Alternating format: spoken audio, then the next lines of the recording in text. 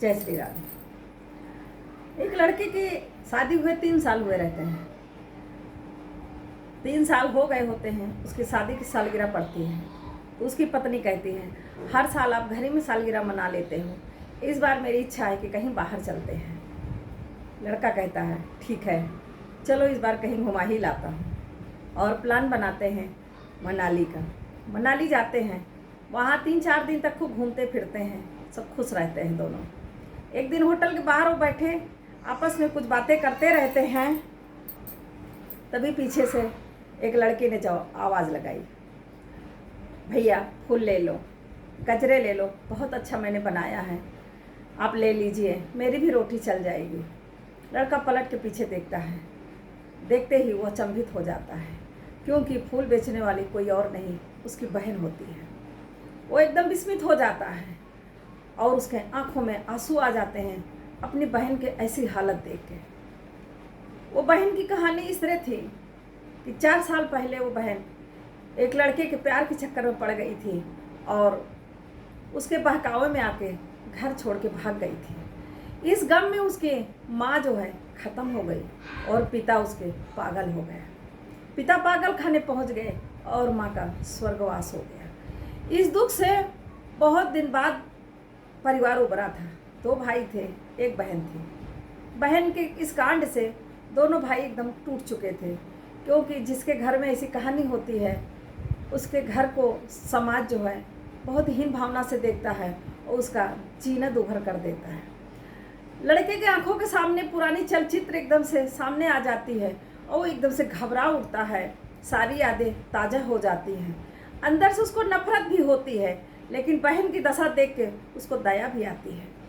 बहन उसको भाई को पहचान लेती है तो वो फूल वहीं पे छोड़कर भागने की कोशिश करती है।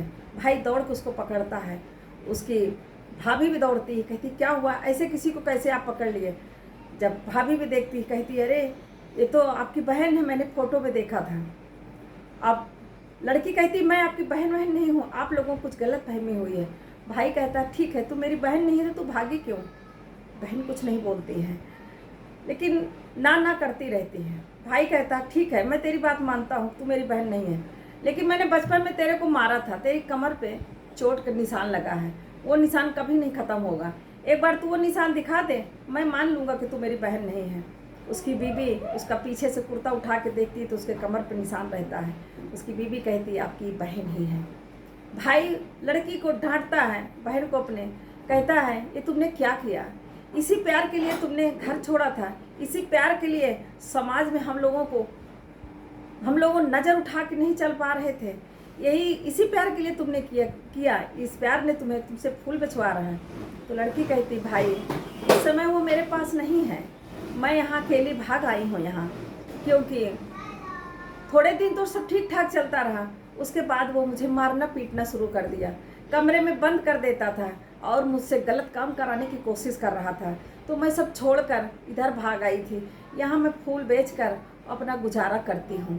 तो भाई बोला जब ऐसी बात थी तो घर क्यों चली नहीं आई। बोला भाई मैं किस मुँह से आती है, मैंने सुन लिया था माँ का स्वर्गवास हो गया है और पिताजी पागल हैं, वो अस्पताल में पड़े हैं, मैं किस मुँह से आती, किस मुँह से अपने भाइयों को मुँह दिखाती, जिन भाइयों को मैंने समाज में सर उठाने लायक नहीं छोड़ा था। इसी गम में मैं, इसी सोच विचार के कारण मैं यहाँ भाग आई। भाई बोलता है जो होना था बहन वो तो हो गया था, लेकिन हम एक ही माँ के कोख से जन्मे भाई बहन थे। हाँ तुमने गलत काम तो किया था, समाज में जीने लायक नहीं छोड़ा था, लेकिन ये समाज है बहन, थोड़े दिन याद रखता है फिर भूल जाता है। लेकिन तू इतने कष्ट झेल रही है, ये देख के मुझे मेरा दुख और भी बढ़ गया, चल घर चलते हैं।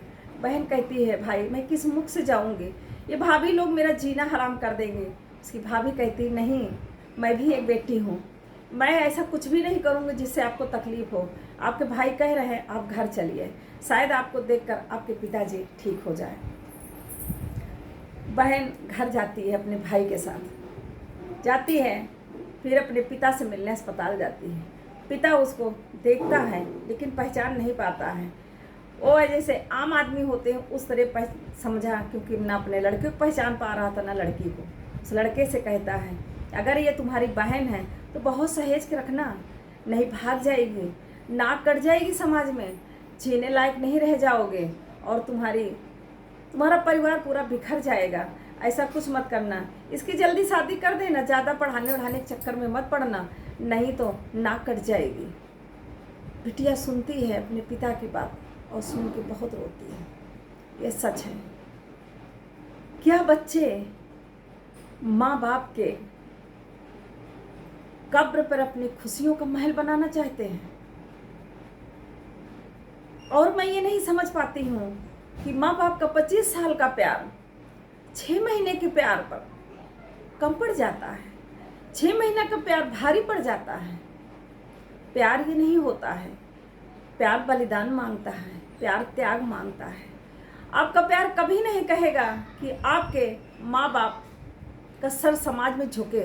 सच्चा प्यार हर वो लड़ाई लड़ने को तैयार रहता है जहाँ से वो लड़की को भी हासिल कर सके और उसके माँ बाप का समाज में सर भी ऊंचा रहे। लेकिन आजकल के बच्चे समझते नहीं हैं।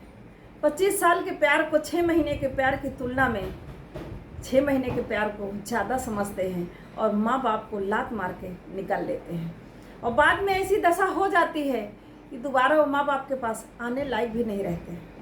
मानती हूँ कभी कभी माँ बाप का भी फैसला गलत हो जाता है, लेकिन जब माँ बाप का फैसला गलत होता है तो माँ बाप वहाँ आपके हर दुख सुख पे खड़े रहते हैं। लेकिन जहाँ आप गलत कदम उठाकर ऐसी परिस्थितियों का सामना करते हैं वहाँ पर माँ बाप भी आपसे अपना पीछा छुड़ाते हैं, क्योंकि आपका भी मुँह नहीं रहता है कि अपने माँ बाप से किसी भी तरह का मदद ले सकें।